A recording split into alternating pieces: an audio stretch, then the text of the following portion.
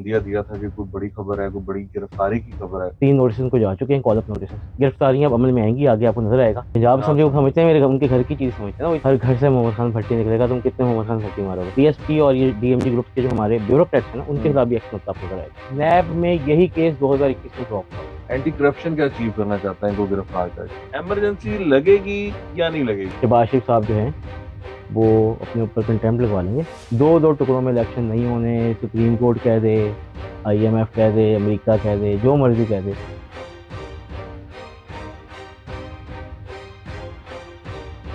तजगब में खुशामदीद। आप देख रहे हैं नया दौर। मेरा नाम है वकास हबीब राना। मेरे साथ मौजूद हैं हसन नकवी।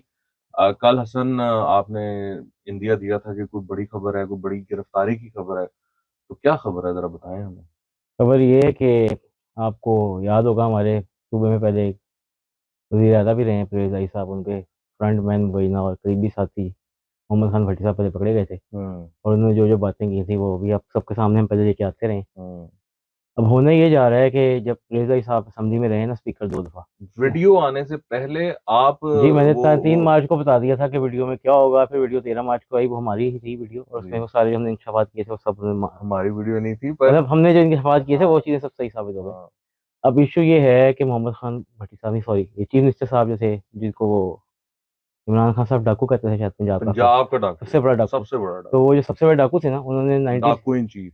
1997 से लेकर 1999 तक, और बाद में जब 2018 से लेकर 2022 तक थे, तो उन्होंने, जैसे उनकी आदत है, वो दबंग, खुद भी दबंग है, उनको जज भी वही पसंद है जो दबंग होते हैं। हम्म। तो वो जो है ना, वो दबंग तरीके से रूल्स की वो वैसी परवाह नहीं करना पसंद करते। हम्म। उन्होंने अन्यवाह जो है ना भर्तियां की, ग्रेड लोअर कैडर्स में ना, ग्रेड 17 उससे पहले तक 200-300 भर्तियां वो की हैं। उसके अलावा ग्रेड 17 से ऊपर भी की हैं। कहाँ? पंजाब असेंबली में, पंजाब पंजाब असेंबली को असेंबली। समझते हैं, मेरे उनके घर की चीज़ समझते हैं ना। वो इतने सर से वो स्पीकर भी पहले रहे, हम्म। फिर वो चीफ मिनिस्टर भी 2 दफा रहे। हम्म। तो वो ना वो समझते हैं उनकी घर की। फिर मोहम्मद खान भट्टी को ना इतने साल से मैं एडजस्ट किया हुआ था, मोहम्मद खान भट्टी सेक्रेटरी रहा इन देर, हम्म। तो उनका असर सूख बहुत ज़्यादा है। अच्छा, हमें लगता था मोहम्मद खान भट्टी एक ही है हम्म। जो जान कुर्बान कर सकता है चौधरी परवेज़ इलाही साहब के लिए। लेकिन मैं आपको बताऊं कार साहब, एक नहीं है, हर घर से मोहम्मद खान भट्टी निकलेगा, तुम कितने मोहम्मद खान भट्टी मारोगे। वाह जी वाह। मतलब पंजाब असेंबली के अंदर सारी मोहम्मद खान भट्टी है। हम्म। और आपको अगर मैं बताऊं कि ड्राइवर से लेके माली तक, माली से लेके सिक्योरिटी स्टाफ तक, सिक्योरिटी स्टाफ से लेके इवन क्लार्क क्लर्क, बाकी ऊपर लोग। ऊपर हाई रैंक्स में भी हम्म। वो बंदे हैं जो गुजरात के हैं, उनके अच्छा। अपने इलाके के हैं। अपने इलाके का कोई बंदा आ जाए उसका वो हर काम करता है, समझे आप। वो मिनी गुजरात उन्होंने एक असेंबली के अंदर बनाया हुआ है। अब होने ये जा रहा है, रूल्स को ब्रेक करते हुए गैर कानूनी भर्तियां उन्होंने की, जिसके सबूत मौजूद थे। अच्छा, आप ये हम लोग पहले भी जैसे डिस्कस करते रहेंगे, इतनी सारी इंक्वायरीज तो खुल रही हैं, क्या पुलिस किसी को गिरफ्तार, ये एंटी करप्शन किसी को गिरफ्तार भी करना पाएगी पाएगी या नहीं कर पाएगी। हम्म। इशू ये वकार साहब कि एंटी करप्शन जो है ना, इस वक्त वो बाय द बुक चल रहे हैं। मतलब हम्म। उसमें वो किसी को टॉर्चर नहीं कर रहे। हम्म। मतलब वो किसी उनका जो मॉडस ऑपरेंडी या स्टैंड ऑपरेटिंग प्रोसीजर इस वक्त है, वो ये है कि अगर आपकी इंक्वायरी हो रही है तो आपसे वो तमीज से बात करेंगे। हम्म। अच्छा, अब इसमें इनको प्रॉब्लम ये हुई कि जब इन्होंने डॉक्यूमेंट्स देने की कोशिश की, क्योंकि सारे बंदे उनके थे, तो वो डॉक्यूमेंट्स देने में इनको काफ़ी देर लगी। अब मैंने स्टोरी ये की है कि उनकी गिरफ्तारी हो रही है ईद के बाद। अच्छा। अब सीन ये है कि इंक्वायरी उनकी ऑलमोस्ट पूरी हो चुकी है। हम्म। 3 नोटिस उनको जा चुके हैं, कॉल अप नोटिस, जिसका कोई जवाब उन्होंने नहीं दिया है सच। अब जब नोटिस हो गए हैं तो उसके बाद अब केस उनके खिलाफ रजिस्टर किया जाएगा, और जो प्रोसीजर है उसके मुताबिक ये ईद के बाद उनकी गिरफ्तारी अमल में नहीं तो आएगी। अरेस्ट क्यों नहीं हो रहा अभी? मतलब वो बाय द बुक से मुराद ये है कि वो सबूत, वो चाहते हैं वो पक्के पक्के पक्के हाथ सबूत डाल हो। दें। अच्छा, दूसरी बात ये है ना कि देखिए, हमारे मुल्क में पोलिटिकल विक्टिमाइजेशन का इल्जाम लग जाता है। बिल्कुल सही। और ये सवाल मैंने किया भी कुछ जो हम्म। एंटी करप्शन एस्टेब्लिशमेंट के सीनियर ऑफिसर्स हैं, उनसे मेरी बात हुई। हम्म। मैंने कहा जी, आपने तकरीबन सब एमपीएस के खिलाफ उनकी इंक्वायरी खोल दी है और गिरफ्तारी कोई भी नहीं हो रही। खाली इंक्वायरी का कोई फायदा नहीं है ना। हम्म। या अच्छा, ये इंक्वायरी अब सबकी जब आपने खोल दी है तो इसका मतलब, ये तो कभी कभी ऐसा इंप्रेशन जाता है जैसे पोलिटिकल विक्टिमाइजेशन है हम्म। कि वो अपोजिशन में है। तो ये कह रहा है जी ऐसा कुछ नहीं है। हम्म। और 3-4 एमपीएस का मैं नाम नहीं लेता, उनकी इंक्वायरीज ड्रॉप की गई हैं क्योंकि सबूत पैसे नहीं मिले। अच्छा। तो ये पॉलिटिकल विक्टिमाइजेशन इस सेंस में नहीं है। दूसरे अभी और चीज़ें, कुछ डॉट्स भी निकल रहे हैं। फराग गोगी साहब वो केस दोबारा रिक्वेस्ट करने वाले हैं कोर्ट से, टीएसटी और वगैरह साइड पे करके वो दोबारा इंक्वायरी की री इनिशिएट करना चाह रहे हैं। हम्म। उसमें भी उनके पास सबूत हैं। अच्छा। तो मसला ये है कि ये गिरफ्तारियां अब अमल में आएंगी, आगे आपको नजर आएगा। फिर इनकी जो गिरफ्तारियां में आती है ना, एक ही चीज़ जो और सामने आएगी, आपको याद होगा मोहम्मद खान भट्टी ने ये एडमिट भी किया था कि वो ट्रांसफर पोस्टिंग्स भी उस दौर में बहुत हुई हैं। हाँ ये हाँ। 5 महीने में 3 टाइम ज्यादा हुई है पिछले 2 बार ये से। फर्क होगी भी तो वही जी इल्जाम वही था। इल्जाम है ना, वो इंटरलिंक्ड है ना जी, सब ये डॉट से मिलेंगे। तो ट्रांसफर पोस्टिंग में मोहम्मद खान भट्टी मानना भी है कि वो रिश्वत भी लेते रहे और ये लोग अपने ब्लू आइट जो ब्यूरोक्रेट्स उनको लाते रहे, तो उनकी भी इंक्वायरी हो रही है। इस दफा पीएसपी अफसरान के खिलाफ भी आप देखेंगे, पीएसपी और ये डीएमजी ग्रुप्स के जो हमारे ब्यूरोक्रेट्स हैं ना, उनके खिलाफ भी एक्शन होता आपको नजर आएगा। ये तो आपने बड़ी खतरनाक बात ये अब कर दी है होने सर। जा रहा है, ये होने जा रहा है और बिल्कुल होने जा रहा है, और ये मेरिट पे हो रहा है। अच्छा, ये टाइम इसलिए लग रहा है कि वो बाय द बुक चलना चाह रहे हैं, वो कोई ऐसे नहीं चाह रहे कोई ऐसा इल्जाम लगेगा जी ये कोई पोलिटिकल मैक्सिमाइजेशन। मेरे ख्याल से वो आपने ये भी मेंशन किया है कि सबूत हासिल करना भी एक स्ट्रगल जी है, वो स्ट्रगल थी था, बिकॉज पंजाब असेंबली जो वही है बता रहा हूँ उसकी वो मैं, jurisdiction में है। वो नहीं, वो जुडिशल नहीं है वो, इन्होंने ये चीज क्लेम कर ली कि जी हम तो पंजाब गवर्नमेंट के अंदर फॉलो नहीं करते। तो अच्छा, उन्होंने, वो जाहिर है वो सारे बंदे उन्हीं के ही है ना, वो पहले पहले जाहिर है। वो स्पीकर तो इस स्पीकर टाइम वही है ना। स्पीकर भी वही स्पीकर तो खैर वो सत्यान खान आ गए अब, जाहिर है, हाँ। लेकिन इनका वो जो सेक्रेटरी है मोहम्मद खान भट्टी, जब ये प्रिंसिपल सेक्रेटरी से खत्म हुआ, हम्म, वो दोबारा सेक्रेटरी पंजाब असेंबली हो गया ना। अच्छा, तो मोहम्मद खान भट्टी भी सेक्रेटरी पंजाब असेंबली में है, फिर उनका लोअर स्टाफ केडर वो सारे उन्हीं के सारे ही, वफादार हैं। सारे वफादार हैं। तो मैंने कहा मोहम्मद खान भट्टी बहुत सारे हैं। तो वो प्रॉब्लम भी हुई, ये देर इसलिए भी लग रही है गिरफ्तारी में, तो कुछ काफी उनको हाँ, सबूत मिल गए हैं, तो गिरफ्तारी तो अमल में आनी ही आनी है। तो गिरफ्तारी होकर क्या होगा?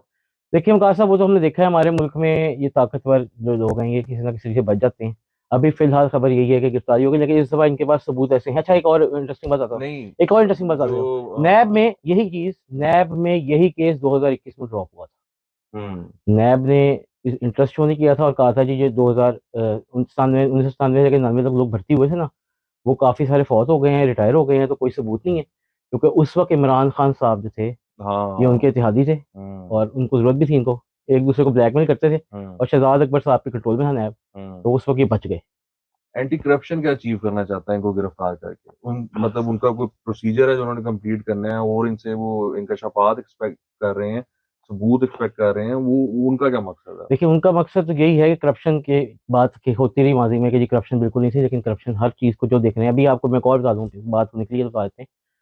डॉक्टर यास्मीन राशि जो थी, हम्म, उनके खिलाफ भी बड़े जबरदस्त सबूत मिले हैं। पीआईसी में स्टंट्स वगैरह की खरीदो फरोख्त में जो सरकारी चीजें खरीदी गई हैं हेल्थ फैसिलिटीज लेके, उन सब में उन्होंने अपने करीबी लोगों को ठेके दिए। वो कंटीन के भी उसमें बड़े कैंटीन में भी दे दिए, पैसे मनपसंद फेंके लोगों को हैं, उन्हें करते रहे, पार्किंग का भी पता नहीं कोई हर है। चीज में वो इन्वॉल्व है और वो काफी सारी चीजों में इन्वॉल्व है। मतलब उन्होंने अपनी महंगे दामों पे रेट किया, तो ये allegedly, allegedly, allegedly. Obviously allegedly ये क्लेम वो कर रहे हैं ना, ये तो एंटी करप्शन एस्टैब्लिशमेंट या हाँ, उनके सोर्सेज सोर्सेस क्लेम क्लेम कर कर रहे हैं। रहे हैं। लेकिन अब ये है कि उसमें सबूत उनके कहते हैं, क्लेम करते हैं, उसमें भी है, तो उनकी गिरफ्तारी में भी आगे आने वाले दिनों में अमल में आ सकती है।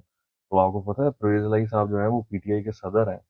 पीटीआई का सदर अगर जेल में चला गया और चेयरमैन बाहर रहा, देखिए वो आपको ज्यादती है। पीटीआई के सीनियर नायब सदर कहते हैं कि वो एक मसाला है और वैसे मसाले भी होने चाहिए, और हाँ, वो आपको पता है उनकी तो बहुत प्यार है उनसे। हाँ, जब वो हाँ, फवाद हाँ, चौधरी साहब गिरफ्तार हुए थे, चौधरी साहब ने उनको बड़े अच्छे अल्फाज में याद किया था। और हाँ, अच्छा, अब हुआ ये, इमरान खान साहब बदला वैसे जबरदस्त देते हैं, हम्म, उन्होंने इनकी अपॉइंटमेंट पे नोटिफिकेशन भी उनको उससे दिलवाया, हाँ, फवाद बाकी चौधरी सबको से। बुला के पार्टी में मफलर पहनाते हैं, और फवाद चौधरी जाकर उनको सिर्फ नोटिफिकेशन वो लेटर दिया है, उनको ज्वाइनिंग भी फवाद चौधरी के हाथ तक रही। मतलब उन्होंने कहा तुम फवाद चौधरी के बारे में कह रहे थे ना, हाँ, चलो फवाद चौधरी तुम्हारे से ऊपर है अब। क्या बात है। अच्छा, अब हमारी जो कौमी असम्बली है उसने एक करारदाद मंजूर किया और उसने उसमें कहा है कि सुप्रीम कोर्ट का जो थ्री मेंबर्स बेंच का जो फैसला है कि जी आप इलेक्शंस मई में करवाएं, और इलेक्शन कमीशन को उन्होंने पाबंद किया है इस पर, वो कौमी असम्बली ने मानने से इनकार कर दिया। ना सिर्फ मानने से इनकार कर दिया है, उन्होंने ये कहा है कि ये जो आपने 63 ए की जो तशरीह की थी ना, एक रीराइट किया उसको कॉन्स्टिट्यूशन को, वो भी फुल कोर्ट देखे। वो बड़ी एक उन्होंने पॉइंट वाइज जो है ना उस टॉपिक को डील किया है, और उन्होंने बताया कि ये इशू तो जो है ना ये तो नहीं हम मानते।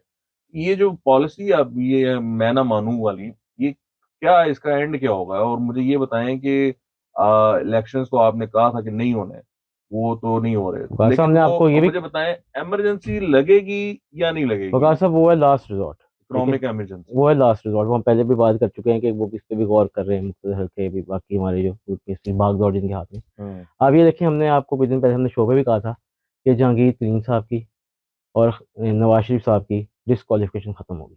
हम्म, उनकी डिसक्वालिफिकेशन 63A में हुई है, हम्म, तो वो वाली बात भी अब देख रहे हैं आ गई है मंजर आम हम्म, पे कि उनकी डिसक्वालिफिकेशन खत्म होने की तरफ भी चीज़ें चल पड़ी हैं। दूसरे, उन्होंने ये नहीं माना, हमने कल के प्रोग्राम में ये बात भी की थी कुछ पिछले प्रोग्रामों में, कि शहबाज शरीफ साहब जो हैं वो अपने ऊपर कंटेम्प्ट लगवा लेंगे, लेकिन वो फैसला नहीं मानेंगे। ये उस तरफ भी जाता नजर आ रहा है कि उसको पार्लियामेंट ने पूरा नहीं कह दिया। हम्म, मतलब अब ये दिखा दिया गया कि पार्लियामेंट की बैकिंग भी शहबाज शरीफ साहब को हासिल है। हम्म। अच्छा, दूसरी आप इसमें बड़ी इंटरेस्टिंग है, अच्छा, इसमें इस आपको करारदाद पता में है ना, करारदाद पेश किसने की है? नहीं नहीं, इस करारदाद करारदाद में पेश किसने की है? उसमें पाबंद किया है काबीना को और वजीर आजम जी, जी, को वही। कि आप बिल्कुल आपने इलेक्शंस नहीं करवाने, कोई वो आपने वो नहीं करना, कोऑपरेट नहीं करना। वो आपकी बात है ना। अब देखिए ये जो आई है करारदाद, हम्म। वो हमारे बलूचिस्तान के एक सीनियर पार्लियामेंटेरियन की वजह से आई है, हम्म। जिनके ऊपर इल्ज़ाम लगाया जाता है कि वो कहीं से इशारा देते हैं, हम्म। ठीक है ना? अच्छा, अब इससे भी चीज़ क्लियर होती है, जैसे जब वो न्यूट्रल हुए थे तो उन्होंने इनको अब कह दिया था कि भाई आप लोगों की मर्ज़ी है, आप जिस तरफ जाना चाहें। तो ज़रदारी साहब के ताल्लुक थे उनसे, तो ज़रदारी साहब कहने पे सब इधर आ गए। हम्म।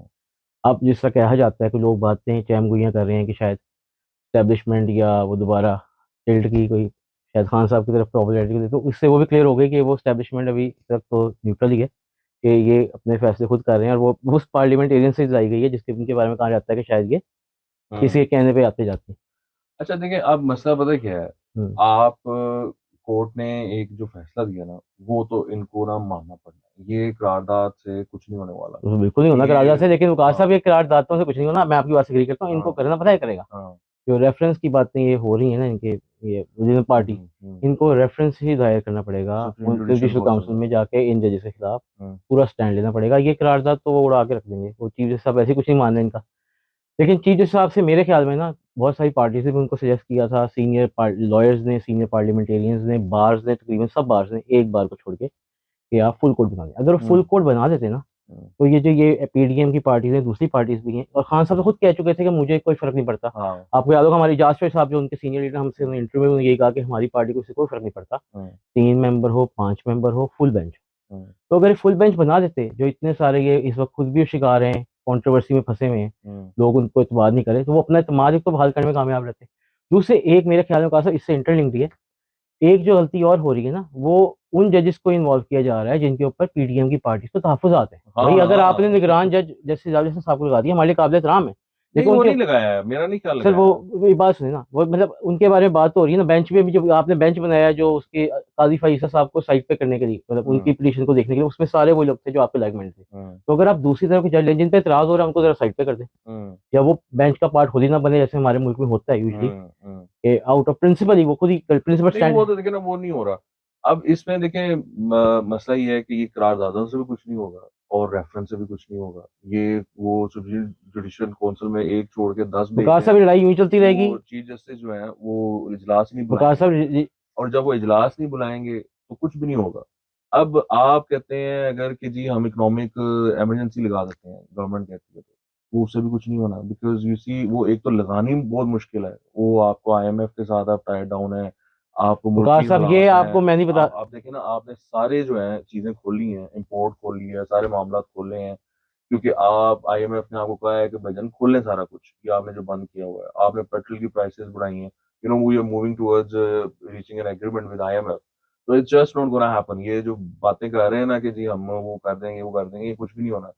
इनको इलेक्शंस करवाने पड़ने हैं, वकार साहब नहीं होने इलेक्शन, आप और मुझे आज इनको इलेक्शंस करवाने चाहिए। आप एक काम करें, वो हम्म। कराने चाहिए नहीं कराने चाहिए, मैं उस बहस में नहीं पड़ता। मैं हम्म। आपको खबर दे रहा हूँ, मैं हम्म। एक रिपोर्टर हूँ, एक हम्म। सहाफ़ी हूँ, हम्म। इन्वेस्टिगेटिव जर्नलिस्ट हूँ, मेरी खबर आज का देना आपने नोट कर लेना है, हम्म।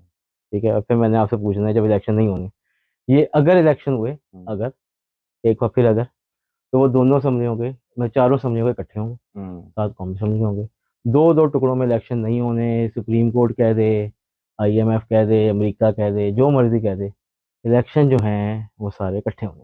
मैं नहीं अपनी बात पे कायम हूँ और रहूंगा। नहीं जी, ये है जिद का मामला। वो जो है ना, इधर वाली साइड भी यही कहती है, पीडीएम वाले भी कहते हैं कि जज साहब जिद छोड़ दें। तो ये लगता है कि इन्होंने भी जिद लगा ली है। अब इस जिद में कौन जीतता है, ये तो वो मसल पावर पे बात आ गई ना, कि जिसका फिर ज्यादा तगड़ा होगा वो किसका है वैसे जीतेगा। तगड़ा, आपने बताना है मुझे भी। यार देखिए, मैंने ये एक्सप्लेन किया कल के दो एस्टेब्लिशमेंट्स हैं इस टाइम, पैरेलल एस्टेब्लिशमेंट चल रही है, एक हमारी कन्वेंशनल, एक पैरेलल है। तो अब ये तो है मसल की, मुझे क्या पता कि किसको कितना सर जोर है। कन्वेंशनल तगड़ा है, जो मैं आपको बता रहा हूँ अभी। नहीं कन्वेंशनल तगड़ा, तो उसको वो अपना तगड़ापन दिखाना पड़ेगा, और तगड़ापन जब वो दिखाएगा तो किसको दिखाएगा? सुप्रीम कोर्ट को। तो उसके क्या इम्प्लीकेशंस होंगे? ये इतना आसान नहीं है, वो it's it's very difficult to do this ना। ये कहना आसान है, बट उसको जब आप इम्प्लीमेंट चले करने जाते देखते हैं हो, कासब क्या होता है। जजेस को, अदारे के साथ आप क्या करोगे? ऐसे ही देखते सो हैं। वो एक अजीब सा वो हो जाता है, वो मुझे लगता है वो मुश्किल काम है। तो अब देखते हैं क्या होता है बहरहाल। आने वाले दिन जो है वो हमें बताएंगे कि इलेक्शंस होंगे या नहीं होंगे। अगर नहीं होंगे तो किस तरह नहीं होंगे, अगर होंगे तो ये पार्टीज बायकआउट तो नहीं करेंगी, पीडीएम वाली। It would be very interesting to see in the coming days. आपके देखने का बहुत शुक्रिया। Please make sure that you send us your comments और आप सब्सक्राइब भी करें चैनल को। आपसे मुलाकात होगी अगले हफ्ते। आपके देखने का बहुत शुक्रिया। खुदा हाफ़िज़।